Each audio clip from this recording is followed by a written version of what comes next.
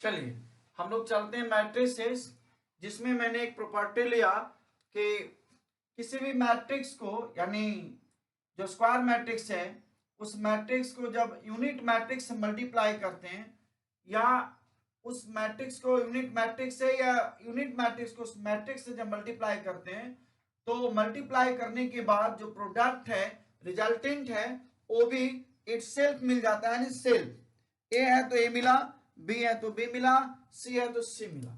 आइए इस प्रॉपर्टी को समझते हैं एग्जांपल के माध्यम से।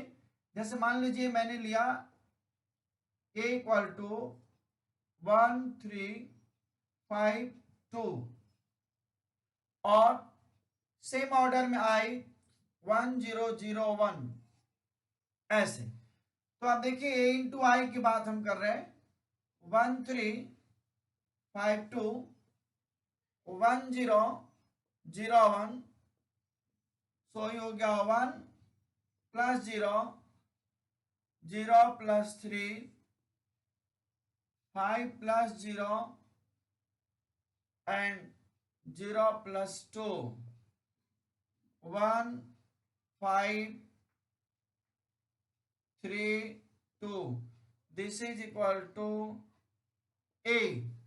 इसी तरह से ए इंटू आई मैंने किया, आई इंटू ए भी करेंगे, सेम रिजल्ट आएगा। देयरफॉर एक कानून बन गया कि A into I equal to I into A equal to A, यानी किसी भी स्क्वायर मैट्रिक्स में जब प्रोडक्ट किया जाए यूनिट मैट्रिक्स से तो इट सेल्फ मिलता है। इसको हम लोग को रखना है याद। दूसरी चीज कि जब हम लोग जैसे एक चीज और हम लोग देखते हैं, आई स्क्वायर, तो एक सेम ऑर्डर में 1 0 0 1 और 1 0 0 1, ये हम लोग देख रहे हैं। 1 इंटू 1 1 प्लस 0, फिर हो गया 0 प्लस 0, और ये हो गया 0 प्लस 0, और ये हो गया 0 प्लस 1, यानी 1 0 0 1। सो जैसे आई स्क्वायर आपने देखा, आई क्यूब भी इस आई के बराबर होगा, यानी I square equal to I cube equal to I. इस तरह से ये जो सिस्टम जनरेट हुआ, ये एज ए फार्मूला एक काम करेगा दूसरे सवालों के लिए। जैसे लीजिए एक सवाल हम लेते हैं इसमें कि एक A is a square matrix. If A is a square matrix such that A square equal to I, A square equal to I, then prove that, then find the simplified value of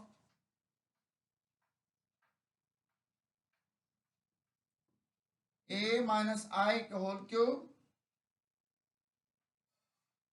plus A plus I का whole cube. ये एक सवाल है। अब देखिए सवाल को हम लोग बनाते हैं, इसमें जरूरत कहीं ना कहीं इस तरह के सवाल में ये पढ़ते रहता है। तो आइए आगे देखते हैं इस सवाल को हम लोग कैसे बनाएंगे। सबसे पहला चीज तो ये देखना है कि जो लाना है इसको अकॉर्डिंग टू क्वेश्चन, ये हम लोग को कि A माइनस आई का whole cube plus A plus I का होल क्यूब, इसका मतलब हुआ A माइनस बी का whole cube. So A cube minus 3A square B plus 3AB square minus B cube, A cube plus 3A square B plus 3AB square B cube. अब देखिए ए cube minus, अब ए square into आई है। अभी हम लोगों ने देखा कि a into I equal to A into I equal to A, और ऐसे a into I is equal to A, चाहे a इंटू आई हो या a स्क्वायर इंटू आई हो, हमेशा यही मिलेगा, हमेशा यही मिलेगा, स्क्वायर में रहे क्यूब में रहे ये हमेशा मिलेगा, इसलिए हम लोगों को याद रखना है। तो ये हो गया a स्क्वायर इंटू आई ए, यानी 3a हो गया, और इसमें भी आई स्क्वायर या I cube, this is equal to I, तो ये हो गया 3a और ये हो गया आई, इसी तरह से ये हो गया a क्यूब, ये 3a, ये भी 3a और प्लस आई। अब हम लोग देख रहे हैं a क्यूब 2a क्यूब, और ये माइनस और ये प्लस डिसमिस, और ये भी डिसमिस हो गया, ये 6a। अब देखिए a क्यूब है 2a स्क्वायर इंटू ए प्लस 6a लिखेंगे। अब देखिए इस a स्क्वायर को, ये जो a स्क्वायर है उस a स्क्वायर को क्वेश्चन में दिया हुआ है a स्क्वायर इक्वल टू आई, सो ये हो गया 2i इंटू ए प्लस 6a, और अगेन a i इंटू ए या a इंटू आई, a हो गया, सो 2a प्लस 6a यानी 8a, इधर लिख देंगे i into A equal to A. तो इस तरह से हम लोगों ने एक सवाल ऐसे देखा। अब देखिए इसी डिजाइन पे हम लोग दूसरे सवाल की तरफ यदि चलें, सेम डिजाइन पे, इसी से रिलेटेड हम लोग दूसरे सवाल की तरफ चलें, तो देखिए दूसरे सवाल में हम लोग if A is a square matrix such that A is a square matrix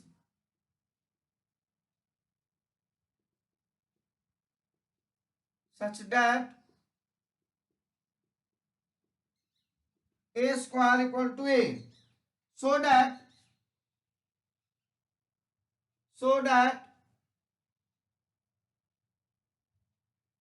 I plus A का whole cube equal to 7a plus I. इस तरह से ये सवाल है। तो अब देखिए इसको जब हम लोग बनाएंगे इसी डिजाइन से, तो ये जो है i plus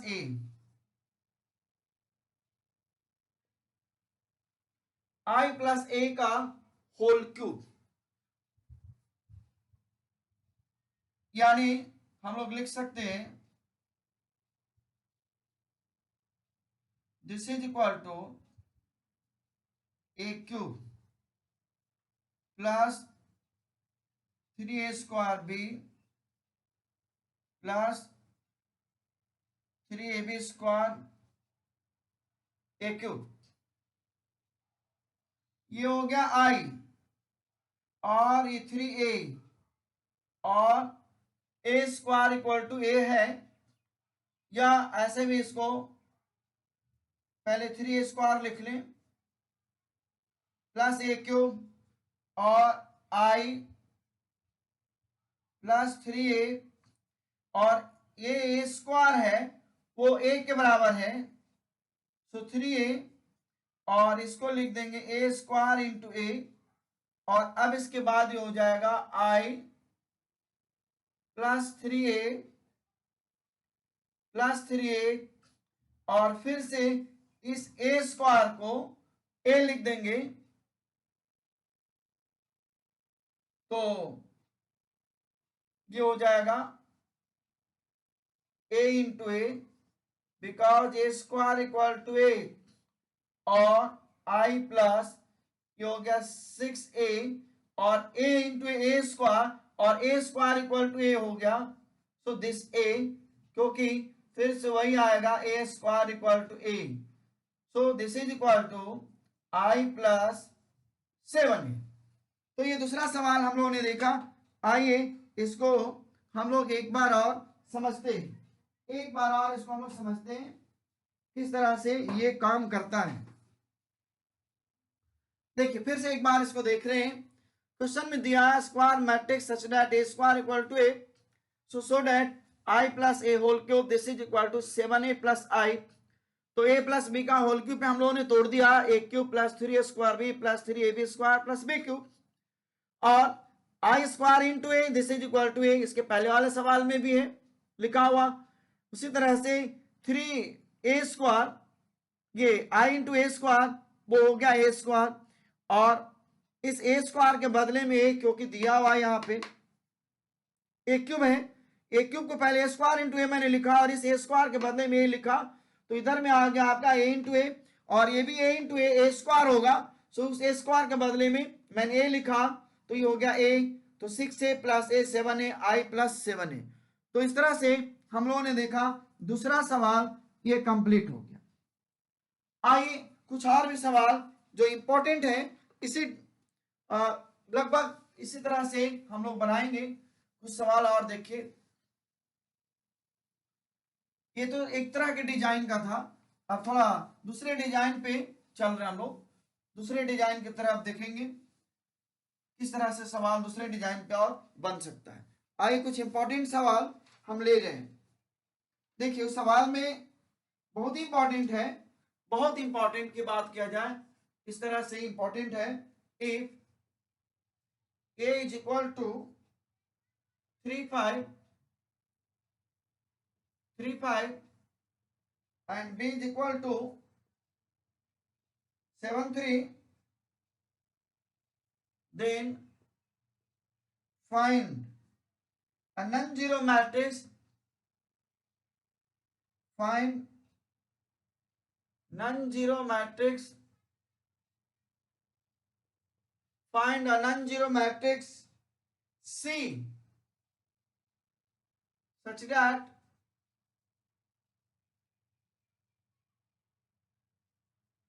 AB equal to BC, AB equal to BC। अब देखिए ये सवाल बहुत ही इंपॉर्टेंट है, ये सवाल के माध्यम से और भी सवाल बन सकता है, डिजाइन बनाया जा सकता है। हम लोग पहले सवाल को देख लेते हैं। देखिए ये जो दिया हुआ पार्ट है आइए इस पे फोकस करते हैं। तो ए बी और बी सी ये इक्वल कह रहा है, और ए और बी ऑलरेडी दिया हुआ है, यानी ए के साथ बी का मल्टीप्लाई, एक minute, A C equal to B C, sorry यहां पे A C equal to B C है, सवाल में A C equal to B C है। तो अब देखिए समझना ये है कि ए के साथ सी का भी मल्टीप्लाई है और बी के साथ सी का भी मल्टीप्लाई है, और ए और बी दोनों मैट्रिक्स दिया हुआ है। तो सबसे पहले जो सी है उसके बारे में हम लोग को देखना है, नॉन जीरो मैट्रिक्स सी होना चाहिए। और सॉल्यूशन की जब बात करें तो थोड़ा इसमें लॉजिकल बात यह है कि जब ए के साथ किसी मैट्रिक्स का प्रोडक्ट होगा तो ए में नंबर ऑफ कॉलम्स 2 है, तो बी का भी नंबर ऑफ कॉलम्स 2 है, यानी कानून ये कहता है कि जो ए है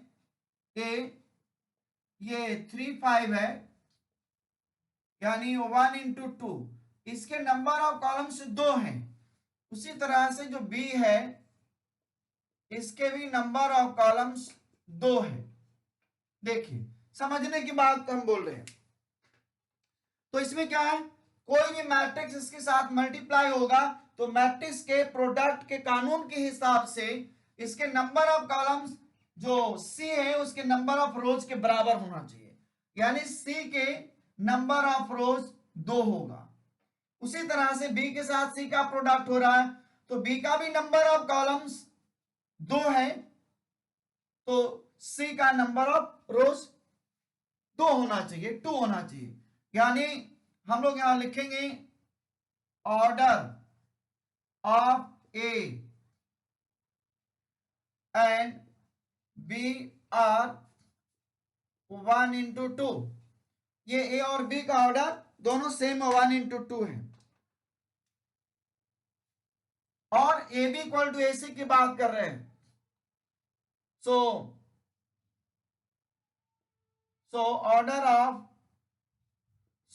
order of C will be 2 into n where n belongs to natural number. क्यों? अब देखिए कानून की बात हम लोग बोल रहे हैं, ये ऑर्डर 1:2 है, सॉरी ऑर्डर 1/2 है और ये भी 1/2 है। तो कानून ये है कि जो प्रोडक्ट होगा तो इसकी जो कॉलम्स है यानी 2, तो अगला का जो रो होगा 2 होगा सी का, इसके भी कॉलम 2 है तो सी का रो 2 होगा, इसीलिए मैंने रो 2 लिया है। और इसकी जो ऑर्डर है, ऑर्डर डिफाइन नहीं है, सो ऑर्डर यहां चेंज होते रहेगा, बदलते रहेगा। तो ऑर्डर में मैंने एन लिया और N belongs to natural number. तो अब यहां से चलते हैं पहला केस में, केस वन में if n is equal to 1, n 1 है, तब उस केस में c जो होगा a और b, क्योंकि 2:1 होना चाहिए, 2/1 होना चाहिए, तो 2/1 हमने ले लिया। तो अब जो इसके हम लाएंगे AC, दिस AC, तो ये हो गया 3/5 और C हो गया AB, so this is equal to 3A plus 5B and BC, so B 7/3, C हो गया AB 7A प्लस 3B। अब अकॉर्डिंग टू क्वेश्चन की बात करें तो this AC equal to BC है और ये 3A plus 5B 7A plus 3B ये मिला। अब इसके बाद हम लोग करें तो देखिए 3A plus 7B is equal to ये 3A plus 5B, sorry 3A plus 5B is equal to 7A plus 3B। और इससे हम लोग क्या करेंगे, इधर कर दिया 0, 7A plus 3B minus 3A minus 5B और ये हो जाएगा 4A माइनस 2B और 2B equal to 4A, so B equal to 2A। अब देखिए B इक्वल टू 2A मिल गया, B इक्वल टू 2A, तो जो C है ये तो ये है, अभी आया 2A, सो इस तरह से ये मिला पहला केस में। अब देखिए दूसरे केस की बात करें, दूसरे केस, पहला केस हम लोगों ने देखा कि जब n इक्वल टू 1 हो, क्योंकि इस जो C का जो ऑर्डर है, C का जो ऑर्डर दिख रहा है ये 2/1 है, सॉरी 2/n है और n बिलोंग्स टू n है, तो n का वैल्यू 1 2 3 4 ऐसे चलेगा, कंटिन्यू चलेगा, नॉन स्टॉप चलेगा। तो उस केस में हम लोग क्या करेंगे कि जो AC और BC लाएंगे, वो AC और BC दोनों को इक्वल किया कि इक्वलिटी ऑफ मैट्रिसेस दिया हुआ इक्वालिटी, सो इससे हमको C मिल गया A और 2A। अब चलते हैं केस 2 में। केस 2 में देखिए हम लोग देखते हैं कि n बराबर 2 हो, ये हुआ केस 2, n इक्वल टू 2। तो जब n इक्वल टू 2 होगा तो इस जगह पे जो C होगा वो C ऐसे ABCD ऐसे हमने लिया, या इसको ऐसे लेते हैं AB और XY ऐसे, क्योंकि यहां 2 आया और इसकी जो ऑर्डर हो गया 2/n था और n हमने 2 लिया तो 2/2 मिल गया। अब इसको फिर से वापस हम लोग इस प्रोडक्ट की दुनिया में लाएंगे, AC और BC इस तरह से लाना पड़ेगा। तो अब देखिए फिर से प्रोडक्ट लाते और इससे कुछ न कुछ रास्ता मिलेगा। So this AC equal to A हो गया 3/5 और B हो गया ABXY। सो जब प्रोडक्ट हुआ तो 3A 5X और 3b ये हो जाएगा 3b 5/, ऐसे। अब BC की बात करें तो B हो गया 7/3 और ये हो गया AB x/, सो हो गया 7A + 3x 7B 3y, ऐसे। अब इसके बाद यदि हम लोग आगे चले तो देखिए ये अकॉर्डिंग टू क्वेश्चन में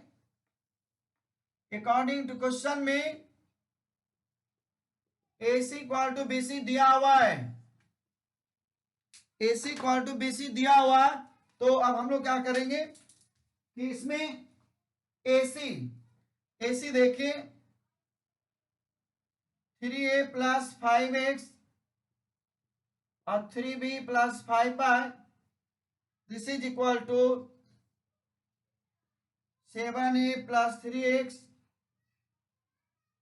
7B + 3y, और अब इसको 3A + 5x is equal to 7A + 3x और 3B + 5y is equal to 7B + 3y। इस तरह से ये -4A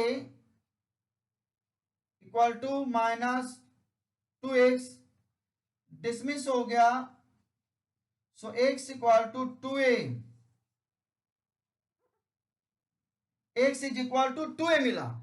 अब देखिए इधर चले तो इसमें जो है -4b इक्वल टू -2y, ये 2 2 जा 4, सो y इक्वल टू 2b। अब देखिए x और y मिल गया। सो जब हम इस मैट्रिक्स की बात कर रहे हैं C का, तो देखिए C का A और B एज इट इज। अब देखिए x की वैल्यू 2a है तो 2a हो गया, और 2y है, सॉरी y का वैल्यू 2b है तो 2b हो गया।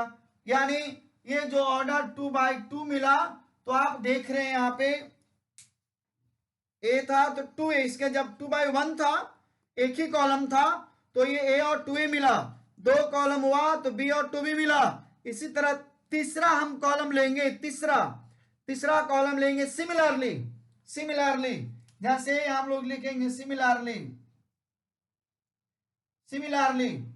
यदि हम इसको ऐसे लें, क्योंकि रो तो 2 ही रहेगा, कॉलम से बदलेंगे तो हम इसको ले लेंगे ऐसे ABC x/z, यानी 2/3 लेंगे। इस केस में जो C बनेगा तो ये ओवरऑल C बनेगा। आप देख रहे हैं यहां पे A है तो 2A, B है तो 2B, उसी तरह से यहां भी जब A हुआ तो ये 3 आएगा, सॉरी A है तो 2A आएगा, उसी तरह से B है तो 2B आया, और C है तो 2C आएगा। ये हो गया 2/3, ऐसे 2/3, यानी कॉलम्स बढ़ते जाएगा। आइए हम लोग एक बार और इसको समझ लेते हैं, एक बार और। ये मैंने यहां लिखा सिमिलरली, पहले आपने देखा इसके जस्ट पहले जब n का वैल्यू 1 था तो a और 2a आया था, जब n का वैल्यू मैंने 2 लिया तो a और 2a, b और 2b आया, और जब n का वैल्यू हम 3 ले रहे हैं, देखिए यहाँ पे 3, n का value 3, similarly n equal to 3, n equal to 3। So similarly जब n इक्वल टू 3 हो गया तो उस केस में हम लोग A B C और x/z लिए, एक कॉलम और बढ़ा तो 2/3 हो गया, और ये 2/3 से जो मिला A और 2A, B 2B और C और 2C, ये 2/3 रह गया। इस तरह से हम लोग देख रहे हैं कि जैसे जैसे कॉलम से बढ़ रहे हैं, जैसे जैसे कॉलम से बढ़ रहा है, उसी तरह से जैसे ही कॉलम बढ़ रहा, इसी कॉलम के हिसाब से हम लोगों का एकक को बढ़ते जाएगा। 4 लेंगे n का वैल्यू, तो यहाँ d आएगा, तो ये 2d आएगा। तो इस तरह से ये सवाल ऐसे बनेगा। सो आई थिंक समझ गए होंगे आप। सो थैंक यू, फिर मिलेंगे नेक्स्ट वीडियो में।